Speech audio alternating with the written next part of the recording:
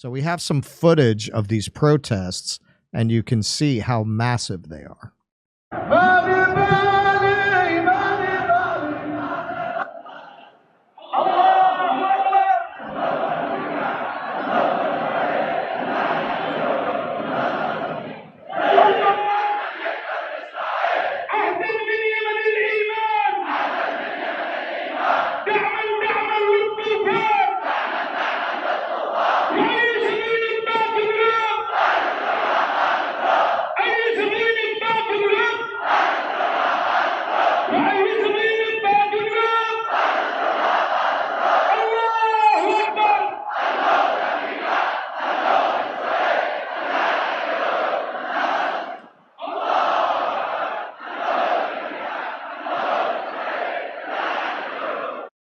Now, they don't look ready to surrender to me. No, they're not going to surrender. The people of Yemen, and this has been the case since October 7th, October 8th, when Israel launched its just wholly disproportionate and genocidal reaction and response to the prison break that the Palestinian resistance engaged in. And the people of Yemen have been on the streets really in these numbers since that time in such a extensive period. So no, they're not going to give up.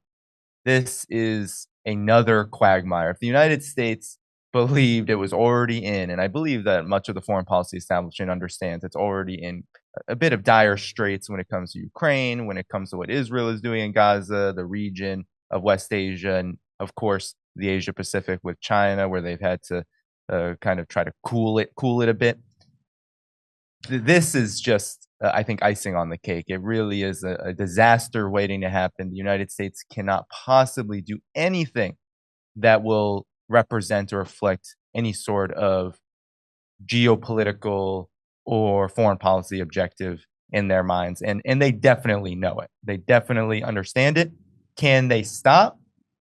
That's another question, because to pull back and also to concede the Red Sea would be, and this is what the U.S. foreign policy establishment has a hugely hard time with, it would be a concession and an admission that actually the United States just doesn't run things in the region, and it really is losing its grip on running things around the world.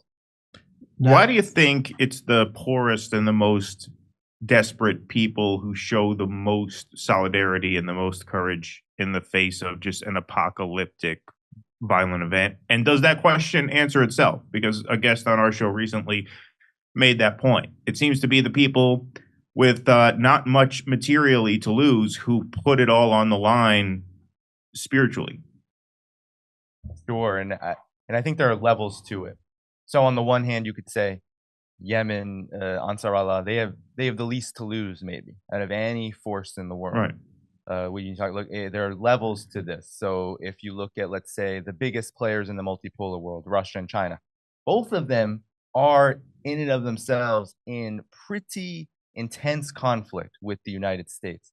And so that means that to extend a direct hand into the affairs, even affairs that they support, of other countries, movements, etc., it means risking escalating there, and also then the reverberations that has, not just for those two countries, but really the world. And then if you go even to the lower level at the axis of resistance, what has Hezbollah said? What has Nasrallah, Sayyid al-Nasrallah said? What has Iran said this whole time that Israel has been waging this genocidal onslaught on Gaza? They support and are in solidarity and are doing what they can, especially Hezbollah, which has been tying up on the northern border of so-called Israel a good number of its forces. They've said, though, that if they were to go all in, which there were many people around the world when Nasrallah gave his speech toward the end of 2023 who were hoping that Hezbollah would just, clean Israel's clock. They didn't do it. And why was that? Because they understood that would ignite a bloodbath. And I say this a lot. I say this all of the time now. There aren't rational actors on the side of the hegemonists and those who are their vassals, of the United States and their vassals. There's no rationality there. It's their interests or nothing. It's all or nothing. They have it all or there will be nothing. And so countries like Russia and China, the axis of resistance understands that it has to be a protracted struggle. And it just so happens that Yemen is in a very unique position where it already is entirely isolated. It's already been at war. So yes, they have the least to lose, but also there are many fronts to this. And so I believe that all of these fronts are equally important in the sense that they all lead to a very similar outcome, which is a multipolar world. It is a region more free, a world more free of this kind of a warmongering, of this kind of just brutal oppression at the hands of what has been, as you said, Russell, it has been the most brutal military regime, really in history, but especially in modern history. Can you explain to me, all right, so that's an enormous crowd in that protest. So this is a country divided. Is that protest all in the South, or is it all the people of Yemen coming together? Yeah, I mean, it's everywhere. You mentioned the Transitional Council. So what the United States tried to do, Saudi Arabia tried to do in order to prevent Ansar Allah from being the legitimate government is they try to, what they always do, they try to concoct another kind of puppet regime, but it never took. This is why when statements come out of Yemen, it comes out of the armed forces and it comes out of the representatives of Ansar Allah. You don't hear, oh, well, here's the representative. Here's Juan Guaido of Yemen. No, you don't hear that because there is none. Because that council is bunk, it's illegitimate, and the people of Yemen, in the majority, of course, it's a country, there's diverse political opinions, but in the majority, they support the movement that gave them dignity. That's what, in his statement, the spokesperson of Ansar Allah said. He said, Yemen is a country of independence and of dignity. And that's what they did. That's what they did by pushing back the aggressor of Saudi Arabia and its U.S. backed coalition. And so that's why you see so many people out in support. It's because they have a very large movement, a very large base of support.